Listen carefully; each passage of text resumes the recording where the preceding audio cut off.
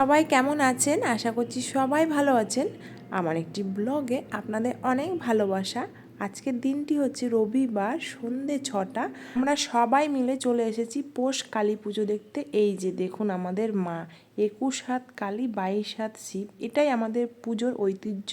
ছোটোর থেকেই দেখি এমনই ঠাকুর, এত বড়ই ঠাকুর দেখতে না অনেক মাথা উঁচু করে দেখতে হয়। প্রথমে মায়ের দর্শন করে নিলাম, এবার একটু ঘুরে নিই মেলাটাতে কি কি বসেছে। আর আমার আদিদেব এসে থেকে ওর চোখ কিন্তু পুরো ধাঁধিয়ে গেছে। ওর মাম্মামকে বলছে, মাম্মা আমাকে এটা কিনে দাও, ওটা কিনে দাও। ওর মাম্মামও আছে, যেটা বায়না করবে সেটাই ও কিনে দেবে। এই যে ঘুরন চাকরি নিয়ে চলে এসছে, এখনও মেলার মধ্যে ঘোরাবে। আচ্ছা কি মুশকিল বলুন তো, এই মেলার মধ্যে কি ঘুরন চোখ নিয়ে এখন ঘোরানো যায়? বোলপুর মেলাতে তো যেতে পারিনি, তাই এই ছোট্ট মেলাতে আমরা সকলে উপস্থিত হয়ে গেছি। কি সুন্দর সুন্দর এক একটা জিনিস, সত্যি চোখ ফেরানো যাচ্ছিল না।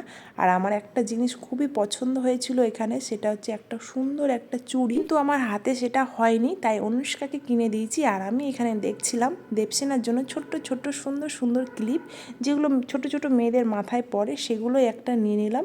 আর এখানে অনেক সুন্দর সুন্দর জিনিস আছে, মানে কি বলবো। এই যে এই চুড়িগুলোই আমি অনুষ্কাকে একটা কিনে দিয়েছি। দিদিকে বললাম নিতে, দিদি বললো না আমি নেব না। এগুলো বেশ ভালো লাগছিলো, কিন্তু মেলাটা একটু ঘুরে নিই, তারপরে এসে এগুলো আবার নেব।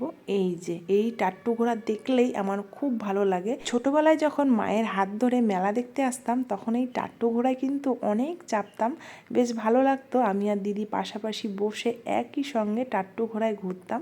এই দেখুন ক্যামেরা বন্দি হয়ে গেছে, লুকিয়ে লুকিয়ে ঘুগনি খাচ্ছিল আমাদেরকে ফেলে। যেই আমাদের দেখলো তাই আমাদেরকে একটু খাইয়ে দিল, যাতে আমরা আর কিছু না বলতে পারি। আমার জিজু কিন্তু ভীষণই ভালো একজন মানুষ, অনেক দায়িত্ব কর্তব্য সবার প্রতি।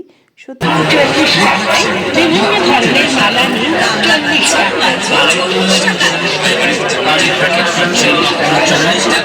এখানে আমরা দেখছিলাম একটা লবণের ঘট চীনামাটির, কিন্তু এখানে দামটা একটু বেশি বললো। আগেরটায় দেখে এসেছিলাম, আগের দোকানটায়, সেখানে বলেছে 75 টাকা, আর এখানে বললো 100 টাকা। তাই আমরা সুন্দরভাবে গুটি গুটি পায়ে এখান থেকে বেরিয়ে গেলাম। তারপরে আমার জিজু দেখিয়ে দিল 3 টাকার হরেক মালের দোকান। সবাই মিলে ঝাঁপিয়ে পড়লাম, ভাবলাম যে অনেক কিছু ওখান থেকে নেব, কিন্তু বিশ্বাস করুন ওখানে ছিল সুই ছিল, সুতো ছিল, চিরুনি ছিল, মগ ছিল, টিপের পাতা ছিল, তাই আর ওখানে কিছুই নিলাম না। তারপরে একটা দোকানে আসলাম, কি সুন্দর সুন্দর পুতুলগুলো, এগুলো এক এক পিস ছিল 350 টাকা করে। গুটি গুটি পায়ে ভিডিও করে ওখান থেকে সোজা চলে আসলাম 5 টাকার দোকানে। বাছাবাছি করে এখান থেকে বেশ কয়েকটা ক্লিপ নিলাম, আর ক্লিপগুলো কিন্তু খুব সুন্দর ছিল। ভেবেছিলাম একটা ব্যাগ নেব, কিন্তু পছন্দ আর করতে পারলাম না। দোকান ও দোকান করতে করতে আমার আর ব্যাগটা না হলো না, কিন্তু খুব ইচ্ছে ছিল একটা ব্যাগ নেওয়ার। অন্যদিন যদি আসি তাহলে অবশ্যই একটা ব্যাগ নিয়ে যাব। আর এইখানে চলছে দেখুন বাচ্চাদের কম্পিটিশন, কে কটা বেলুন ফাটাতে পারে। এখানে আবার একটা নিয়ম আছে, 10 টাকায় 3টে গুলি। আমার মনে হয় বন্দুক হাতে দিতে দিতেই ওরা বলে আপনার গুলি শেষ হয়ে গেছে, তখন কিন্তু ভীষণ রাগ হয়। আমার ভাই এবার ফাটাচ্ছে, একটা বেলুনও ফাটাতে পারেনি, সব বেলুনের সাইড দিয়ে চলে গেছে। আমি ভাইকে বললাম ওনাকে পয়সাটা তুই দিলি বন্দুক নেওয়ার জন্য, কিন্তু একটা বেলুনও তোর ফুটলো না।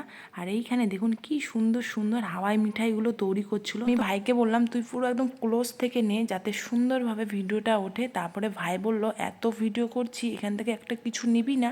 তারপরে পিছন ফিরে দেখি জিজু অলরেডি হাওয়াই মিঠাই কিনে বসে আছে। তখন আমি ভাইকে বললাম এবার তুই পুরো দোকানটার ভিডিও কর। তারপরে আমার ভাই কিন্তু পুরো দোকানটার ভিডিও করে নিল। এ দোকান ও দোকান করতে করতে আমরা পুরো ক্লান্ত, তাই কোথায় বসবো ভেবে পাচ্ছিলাম না। তাই ঘুগনির দোকানে এসে একটু ঘুগনিও খেলাম আর একটু বসেও নিলাম। সকলকে অনেক ধন্যবাদ আমার ভিডিওটি দেখার জন্য। আর আমার ভিডিওটি কেমন লাগলো অবশ্যই জানাবেন কমেন্টে। সবাই ভালো থাকবেন, সুস্থ থাকবেন, আবারও দেখা হচ্ছে খুব তাড়াতাড়ি।